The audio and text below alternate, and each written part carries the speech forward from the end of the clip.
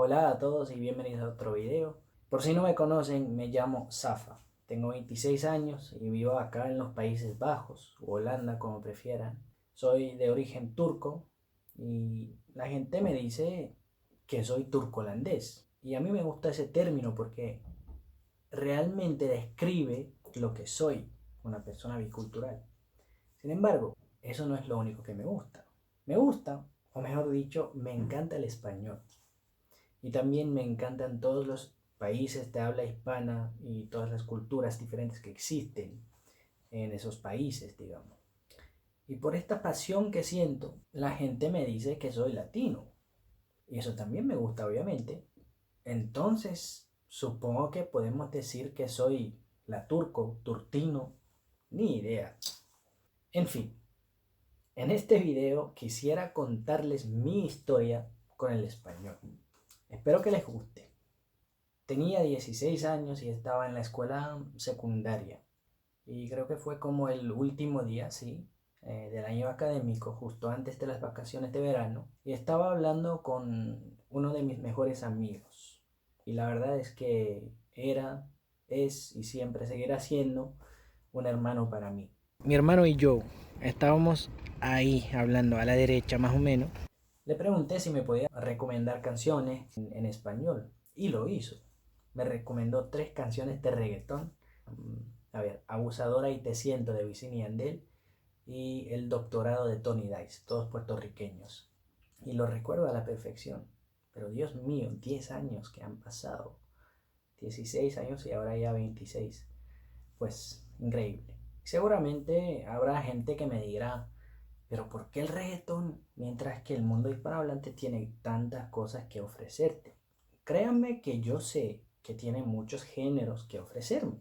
Obviamente, yo sé. He escuchado y escucho todo tipo de género. Canciones de Compadre Uno de Cuba, de Celia Cruz, por ejemplo. Cultura Profética, Felipe Peláez. Cano Estremera, Bobby Valentín. Carlos Vives, Fonseca, Eddie Santiago, Grupo Nietzsche, Joe Arroyo, Maía, Morrivera, Morat, Roberto Carlos cantando en español, Pablo Alborán y Bustamante, pero también otros artistas, muchos otros, que no son reggaetoneros. Bueno, al principio uno no sabe lo que se dice, pero después ya aprende poco a poco lo que se dice en las letras de, bueno, las canciones de reggaetón. Y no en todas, obviamente, pero sí en la mayoría. Puedo asegurarles que rechazo la forma machista que se usa en ese lenguaje, por ejemplo, y en las letras. Eso lo rechazo 100%. Y no en todas las canciones, porque no en todas las canciones hay pues palabras machistas. Pero la mayoría sí, lastimosamente.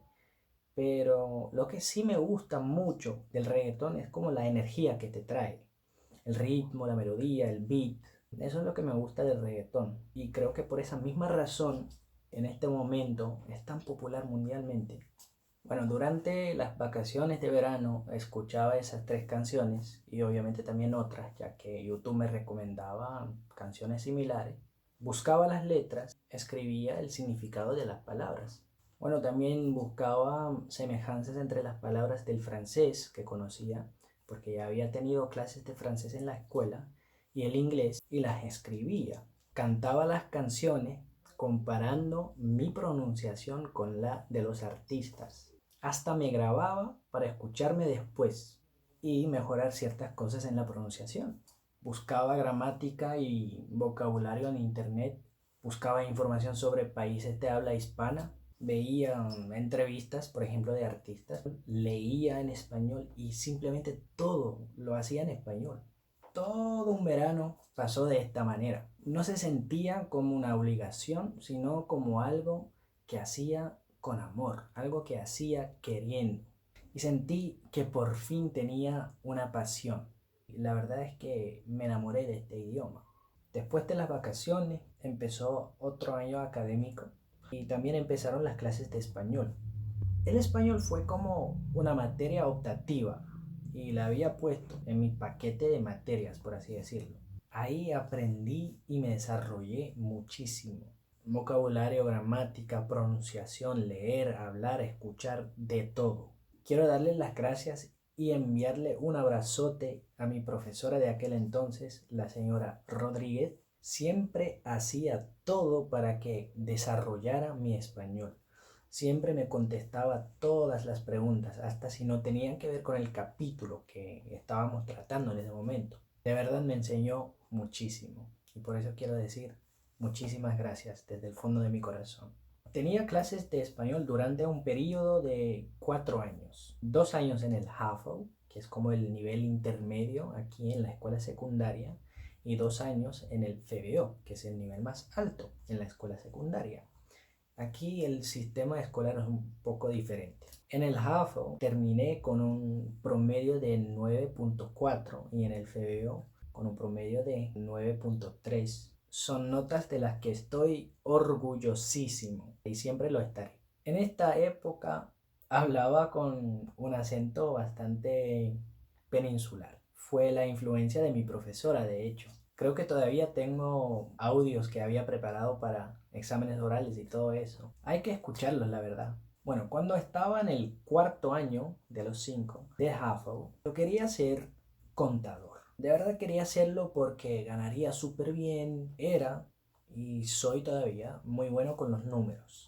Pero pasaban los días y sentía algo por el español que nunca antes había sentido. En el 6º año del FBO, porque son 6 años, estaba muy seguro de que quería estudiar español. Estaba muy seguro de que me haría feliz, porque estudiaría algo que de verdad me encantaba, algo que era mi pasión. Pues después de terminar la escuela secundaria, empecé a estudiar lengua y culturas hispánicas en la Universidad de Utrecht. En esta licenciatura, que duró 3 años, aprendí todo sobre la gramática, aprendí muchísimo vocabulario, aprendí muchísimo sobre la historia de muchos países hispanohablantes como Argentina, México, Cuba, Chile y varios otros países. Aprendí sobre la lingüística, sobre la diversidad del español. Un puertorriqueño no habla de la misma forma que un argentino o un colombiano. Dentro de esos países obviamente también hay muchas diferencias. Aprendí sobre la literatura, por ejemplo, de Gabo, la generación del 27, Lorca, por ejemplo, Carlos Fuentes, Cortázar,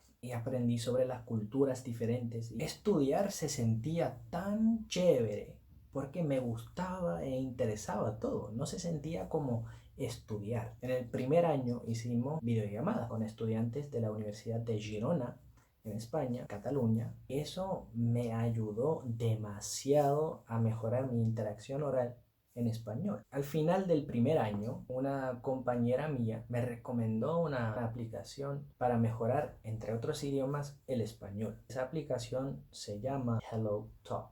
La descargué directamente, usé el idioma que hablaba bien, que era el neerlandés obviamente, y el idioma que quería perfeccionar, que quería mejorar, que era el español o castellano. Entonces me aparecían personas que hablaban español y que querían aprender neerlandés y así nos podíamos ayudar mutuamente. Fue como intercambiar idiomas y culturas a diario. Conocí a muchísima gente de muchos países diferentes, pero también regiones diferentes, de Colombia, Venezuela, Perú, Chile, Argentina, El Salvador, Puerto Rico, Cuba y muchísimos países más.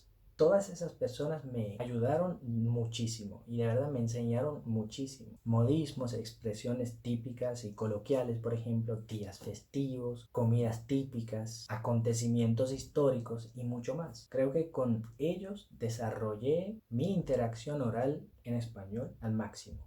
Hablar español todos los días me sirvió muchísimo. Sin embargo, lo más lindo y lo más importante que me regalaron fueron las amistades. Quiero darle las gracias a cada uno de ellos desde el fondo de mi corazón.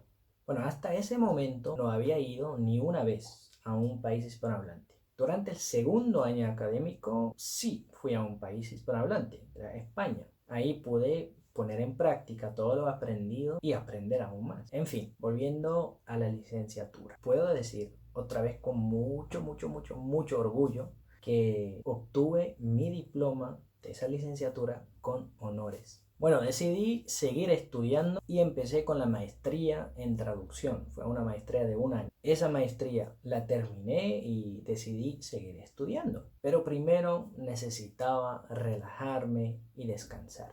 En las vacaciones de verano, o sea, después de esa maestría, fui a Colombia por primera vez. Puedo decir que Colombia es un país hermosísimo, que lo tiene todo. Su diversidad es notable en todo. Su música, su comida, su gente, sus zonas, sus 4 temporadas en un solo país. O sea, todo todito. Me enamoré de ese país. Es tan diverso y tan hermoso. Bueno, cuando volví de las vacaciones trabajé medio año y después empecé con otra maestría, la maestría en enseñanza para ser profesor de español. Hace poco la terminé, como a finales de enero, y puedo decir que me siento demasiado feliz porque trabajo, entre comillas, porque no se siente como trabajo, en algo que me gusta. Lo que hago es transmitir mi pasión a otras personas. O sea, ¿qué más podría querer? ¿Qué más podría desear? Estoy demasiado feliz por haber estudiado algo que me encanta, algo que es mi pasión.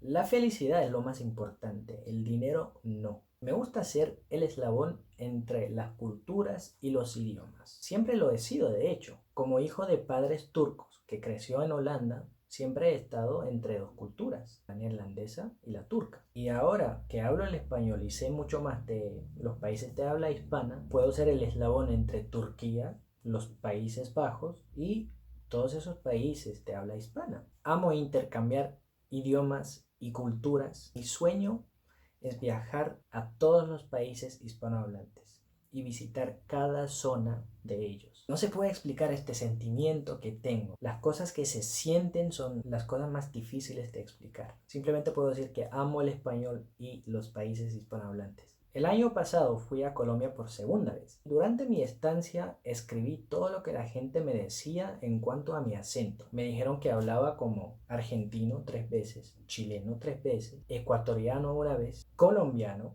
y para ser más preciso, paisa, panameño una vez, costarricense una vez y Canarias también, de España una vez.